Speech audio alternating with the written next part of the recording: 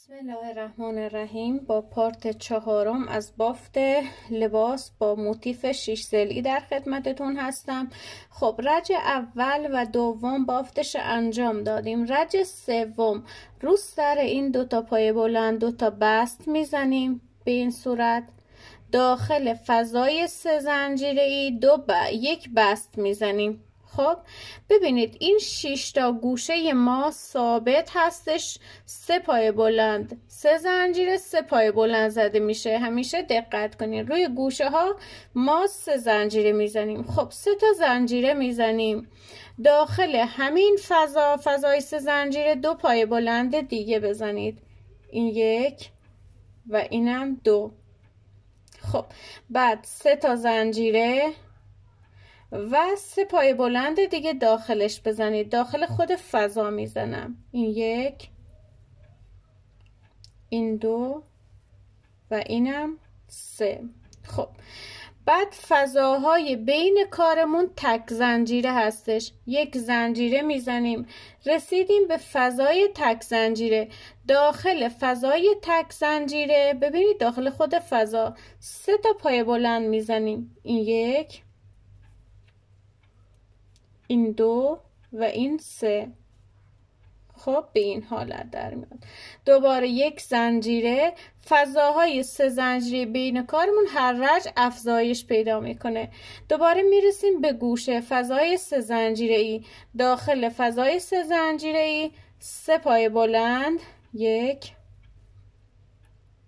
2 3 و 3 زنجیره و 3 پای بلند. چند رجش تکرار میکنم که دیگه بافتشو کامل یاد بگیریم.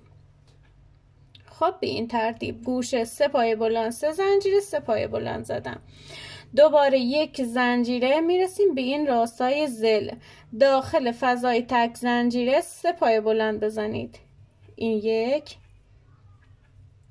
این 2 و اینم 3. خب دوباره 1 زنجیره. دوباره میرسیم به به گوشه این 6 ضلعی. دوباره 3 پای بلند 1 2 3 3 زنجیره و 3 پای بلند. این 1 این 2 و اینم 3. مثل همون موتیف مادر بزرگ هستش. خب بعد دوباره 1 زنجیره و تکرار کنین تا آخر. یعنی داخل فضای تک زنجیره 3 پای بلند. خب 1 زنجیره و داخل فضای 3 زنجیره 3 پای بلند 3 زنجیره 3 پای بلند. اینو تکرار کنین تا آخر. خب بافت انجام دادم. 3 زنجیره 3 پای بلند در فضای تک زنجیره زدم و 1 زنجیره میزنم آخر و به سر زنجیره سوم خب 1 بست میزنم. این میشه رج سوم. گوشه های کار هر کدوم 3 پای بلند 3 زنجیره 3 پای بلند میخوره. وسط کارمون در فضای تک زنجیره 3 پای بلند زدیم. با پارت پنجم از آموزش بافت لباس با موتیف 6 ضلعی. ببینید دوستان من بسته که میزنم روی سر پایه ها حرکت میکنم به فضاهای 3 زنجیره.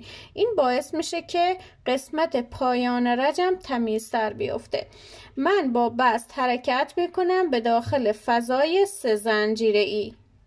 ببینید فضاهای 3 زنجیره ای ثابت هستش و فضاهای تک زنجیره ای بین کارمون افزایش پیدا میکنه. خب 3 تا زنجیره میزنیم داخل فضای 3 زنجیره ای و 2 تا پای بلند کنارش میزنیم. این 1 و اینم 2. خب بعد دوباره 3 زنجیره و 3 پای بلند داخل همین فضا میزنم که گوشه های کارمون رو تشکیل میده. 1 2 و 3. خب میرسیم به این راستای کارمون. 1 زنجیره میزنیم. الان دفعه قبل دیدین یه دسته ستایی بین این ضلع هامون بود. الان میشه 2 تا. داخل فضای تک زنجیره میبینین من داخل خود این حفره میزنم. 3 تا پای بلند بزنید. 1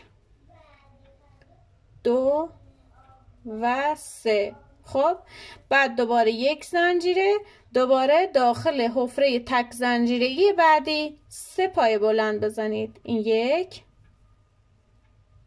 این 2 و اینم 3. میبینین دفعه قبل یه دسته 3 تایی بود، الان در بین فضاهای 3 زنجیره‌ای که اینجا داریم الان شد 2 تا. دوباره یک زنجیره میزنم داخل فضای 3 زنجیره‌ای، 3 پای بلند، 3 زنجیره، 3 پای بلند میزنم. این 3 پای بلند، 3 زنجیره و 3 پای بلند، 2 و 3. این تکرار میشه تا آخر. دوباره یک زنجیره، این راستای ضلعمون داخل فضای تک زنجیره، 3 پای بلند، 1، اینم 2 و اینم 3. دوباره یک زنجیره، فضای تک زنجیره‌ای بعدی 3 پای بلند، 1، این 2 و اینم 3. خب دوباره یک زنجیره، فضای 3 زنجیره ایمون 3 پای بلند، 1، 2، 3. خب 3 زنجیره و 3 پای بلند، 1، 2 و 3. تکرار کنید تا آخر رج. خب ببینید دوستان عزیز، آخر رج بعد از 3 پای بلند آخر که در فضا زدیم یک زنجیره میزنم و به سر زنجیره سوم یک بست میزنم. تا اینجا به این صورت. دیگه رجهای بعد تکرارش به همین صورت هستش. الان ببینید فضاهای بین این گوشه ها هر دفعه افزایش پیدا میکنه. اینو باید تکرار کنید. ببینید روی این کار اینو به همین شکل تکرار کنین تا بلندی کارمون قد این تا به اندازه دل. پارت ششم از بافت آموزش لباس با موتیف 6 ضلعی در خدمتتون هستم.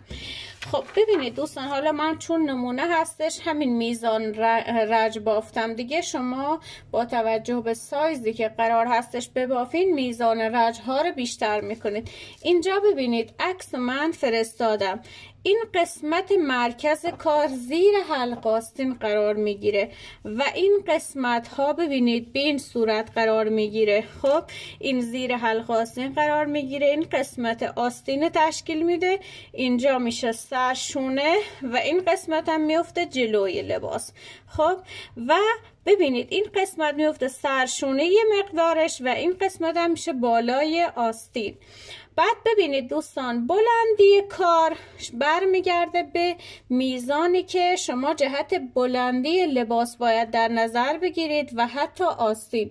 چون ممکنه اگر ما همینجور بافت ادامه بدیم ببافیم یا آستینش خیلی بلند بشه یا این قسمت ها. خب به خاطر همینم وقتی اندازه آستین به اندازه حدوداً 4 سانتی یا 3 سانت انتهای کار میبینین ما کشباف میبافیم.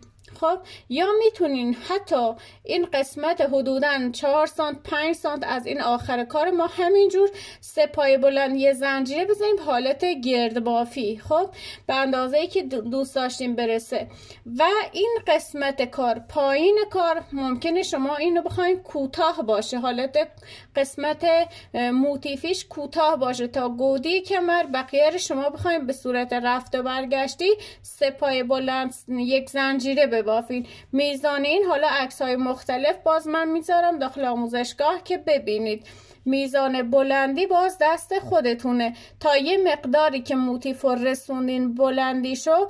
بعد پایین کار ما میتونیم به صورت رفت و برگشتی اینو جدا ببافیم که این قسمت های بافت گشاد نیفته. خب چون اگر ما همینجور بافته بخوایم ببافیم تا این به اندازه طول اصلی کارمون برسه و آستین به اندازه اصلیمون برسه ممکنه این قسمت گشاد بیفته، این قسمت لباس گشاد بیفته.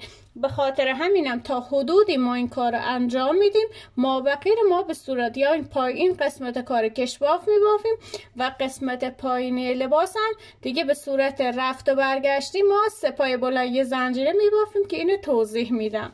خب شما این موتیفه که بافتین خب این سمت کارم همین هستش، قرینه هستش، یعنی یه دونه دیگه هم جهت این طرف کار شما باید ببافین که بعد اتصال دادن و بقیه کارها و مراحل بافت رو توضیح بدم. انواع موتیف های 6 ضلعی رو ما میتونیم این لباس باهاش ببافیم که چند مدل جهت ایده گرفتن واسه تون داخل آموزشگاه میذارم.